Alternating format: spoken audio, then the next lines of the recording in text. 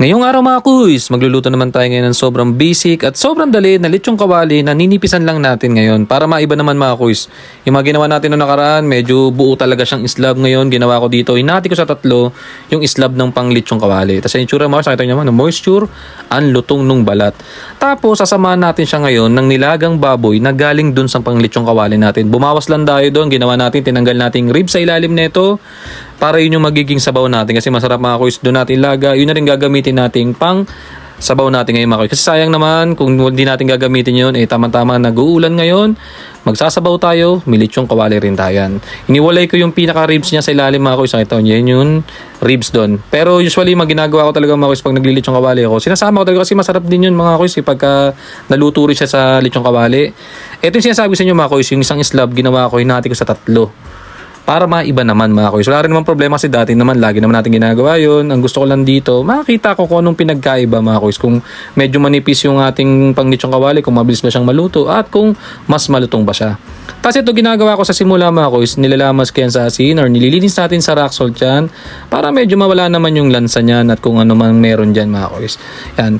Ang gagawin natin dito, pagkalamas natin dyan mga kuys, hugasan natin mamaya yan. Tignan nyo naman, napakalinis natin mga kuys. So, sobra naman with dirty hands ang gagamitin natin dyan.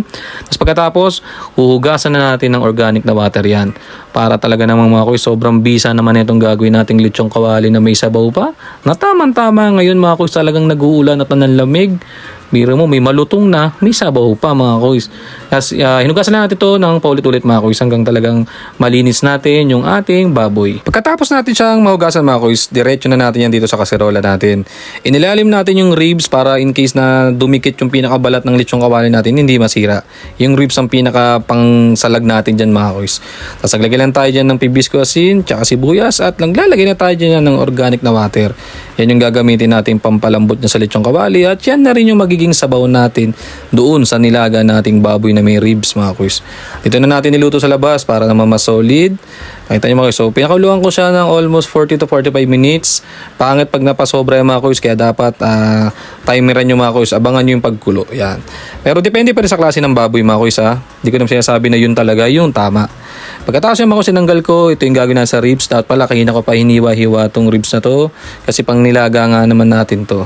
Kaya ito, nung medyo lumambot na, tsaka natin kinalas-kalas yan mga kuys para naman hindi tayo mahirapan mamaya pag kakainin na natin yung nilaga natin na yan. Tignan nyo naman mga kuys, so solid oh. Ang sarap ng sabaw niya, biro mo dyan natin pinakulo, tapos dyan din yung pinakasabaw natin ng nilaga.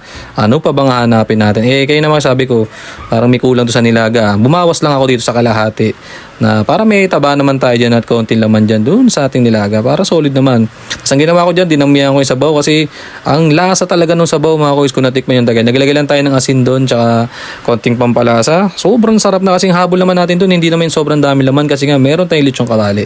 Tapos ang gagawin natin sa lechong kawali mga kuys, nag-uulan ngayon, hindi ko mabilad sa labas. I-oven natin to ng sobrang hina. Isang oras natin siyang i-oven mga kuys na sobrang hina. Kung ano yung pinakamahina sa oven nyo, yun ang gawin nyo kasi hindi natin habol lutuin yung baboy dito sa oven. Ang gusto natin dito, tuyuin siya o tanggalin yung moisture ng baboy dun sa taas mga kuys sa balat para yun yung magpapalutong. Tapos dinamin natin asin mga kuys. Nakita nyo naman, sobrang OA ng asin natin dyan. Huwag kayong mag-alala mga kuys, hindi natin sasama sa prito yan. Kakakalasin natin yan. Ginawa lang natin yan para makatulong pa rin kasi pag naglalagay tayo ng asin dyan sa karne mga kuys, nadadry niya yung pinaka-skin. Kaya huwag kayong maglalagay ng asin sa skin nyo mga kuys kasi baka daw madry at baka maiprito kahit baka lumutong tayo dyan mga kuys. Yan, nakita yung mga kuys, kinalas-kalas ko na yung mga asin doon, baka naman sumobrang alat. Kasi ito, naglagay tayo ulit ng sibuyas na puti naman dito. Kaya na pula ngayon puti para mas malakas tong nilaga natin mga kuys. Kita nyo naman, tapos naglagay tayo ng repolyo. Gusto ko nga sana dito mga kuys, pechay lang para talaga sobrang simple lang repolyo available, lagyan na natin. Hindi tayo naglagay ng patatas yung mga kuys kasi talaga ang gusto natin dito, sabaw lang talaga mga kuys. Nakita nyo naman ang konti ng laman pero ang daming sabaw. Pero ilalaban ko yan mga kuys, sobrang lasa ng sabaw na yan, promise yan.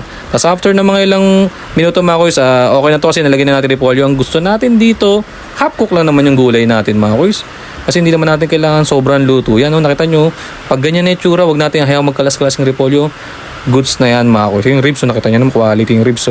Pagka ganyan mga kuys, ahon na natin yan. Pakinggan nyo mga kuys, umuulan talaga dito sa amin. Ayan mga kuys, narinig niyo yung ulan. Talagang pagka ganito nag-uulan, parang nakakatamad talaga. Parang gusto mo talaga kumain lang at humigop ng mainit na sabaw. Naglagay na tayo ng mantika dyan. Ano pa bang gagawin natin? Piprituhin na natin itong lechong kawali natin na manipis lang. Hindi natin masyadong nilakasan yung apoy dito mga kuys. Ang gusto natin dito, dadandahanin natin yung pagkakaluto dito. Kasi ang gusto talaga natin dito, mapalutong natin tong lechong kawali. Talagang naisip ko lang dito mga kuys, habang gluto ko, ang lakas sa ulan. Yan, nabasa na, ginawa ko.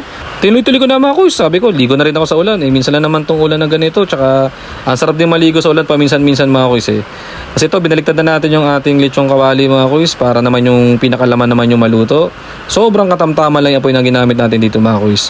Ang daming pamamaraan mga kuys sa lechong kawali. Ang pinakagusto ko talaga sa lahat, gustong gusto ko talaga yung binibilad talaga. Yung pagkalaga mo sa bibilad mo sa araw talaga. Ang ganda ng pagkakalutong. Tapos ito mga kuys, old school mga kuys. Lagi natin ginagawa yan sa lechong kawali. Nagbubuhos tayo ng tubig dyan. Sabi nila nakakatulong daw sa pagpapalutong pero effective sa ginagawa ko kaya lagi ko siyang ginagawa. Buhos ulit tayo dyan mga kuys ng tubig na yan. Pero dahan-dahan, lagi ko sinasabi mga kuys, pagka ganitong lutuan na nagbubuhos kayo ng tubig, talagang kat maaari mag-ingat kayo kasi pagka medyo umapaw talaga yung mantika yan, tumuloy dun sa kalan nyo talagang malaking problema yan.